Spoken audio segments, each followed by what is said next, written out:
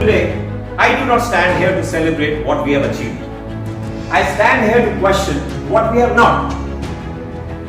We are the world's most populous nation, the fourth largest economy, a nuclear power, a digital superpower, and a startup hub.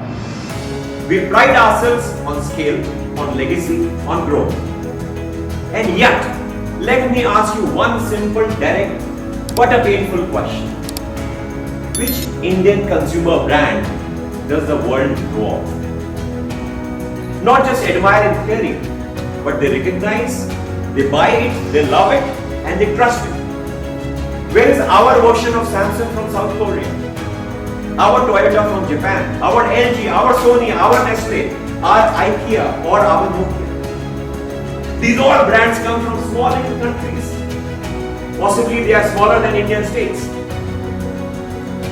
What Indian product sits proudly in the kitchens, living rooms, or pockets of global consumer? The answer is silence. And that silence, my friends, should disturb us. Because in that silence lies the uncomfortable truth of our economic journey. We have become too comfortable with our own scale. The large domestic market that should have been our launch pad has instead become a cushion for us. We have stopped dreaming beyond our borders because success at home comes too easily. In a country of 1.4 billion people, any product with decent execution will find its market. We call it product market fit. But is it really? Or is it just settling for an applause, almost like a room full of your relatives?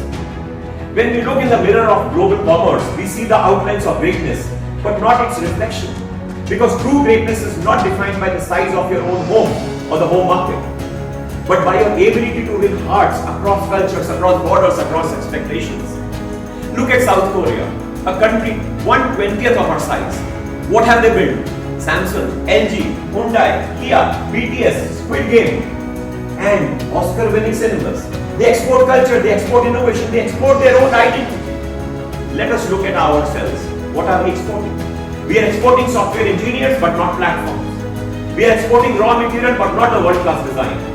We are exporting culture but not the consumer brand. Why? Because we have stopped playing the long game, the long vision. We have built unicorns on valuations, not on vision. We have chased IPOs, not IPs. We have glorified growth hacks but ignored the global relevance.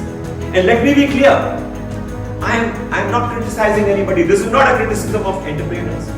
This is a call to awaken our ambition. We must stop measuring success in the units shipped to Noida or Nagpur. We must start imagining our brands in New York, Nairobi, Tokyo, from Boston to Berlin. Because unless our products cross borders, our influence truly never will. So what should we do? We must build for the world, not just for India.